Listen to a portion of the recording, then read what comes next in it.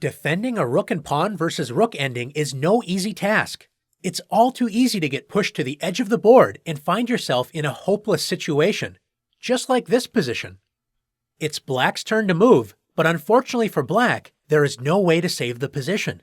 Black's king does block the promotion square of the pawn, but Black's rook is way too passive. If Black tries to activate the rook with rook g1, hoping to start checking the king, White can simply play rook h8 with checkmate to follow. White is threatening to play rook a7 with checkmate on the next turn. If Black plays king f8, the simplest way for White to win is by playing rook f7 check, forcing Black's king to e8. White now threatens checkmate with rook a7, when Black's position will collapse. Are all rook versus rook and pawn endings hopeless for the defender? Not at all. In fact, if you know the Philidor position, there are good chances to save this endgame. Let's take a look. Even though White is up a pawn, has a strong rook on the 7th rank, and an active king, the position is completely drawn, if Black understands the Philidor position.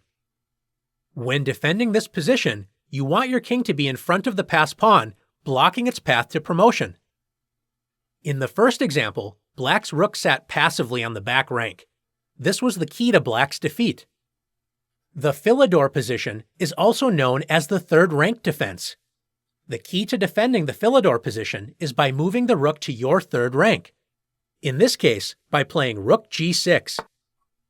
The black rook is activated and prevents White's king from advancing. The idea is to force White to push the pawn forward so White's king cannot move in front of the pawn.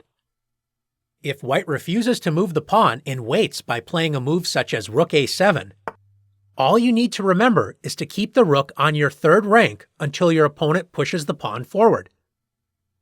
So Black plays a waiting move, rook h6. Checking the king does not help White, so after king e4, rook g6, and king f5, White's king desperately wants the rook to leave the 6th rank so White can advance the king.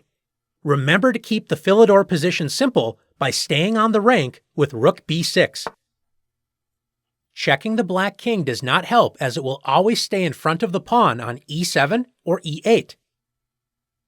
White finally decides to advance the pawn with e6. This is what Black has been waiting to see. Now that the pawn is on e6, White is threatening to play king f6 and threaten checkmate. Only when the pawn advances to the same rank as the rook, and only then, Black now moves the rook to White's 1st rank with rook b1. Now that the king cannot hide in front of its pawn, Black's rook is prepared to attack the king with multiple checks. After king f6, rook f1 check, king e5, rook e1 check. Black's rook continues to shadow the white king with checks. After king d5, rook d1 check. If the king moves away from the pawn, such as with king c6, Black's rook can continue to check the king, but the simplest move is to attack the pawn with rook e1. If White protects the pawn with the king, Black's rook will keep checking the king. White cannot make any progress and the game is drawn. Since moving the king did not work, what if White tries to block the rook's checks by playing rook a4?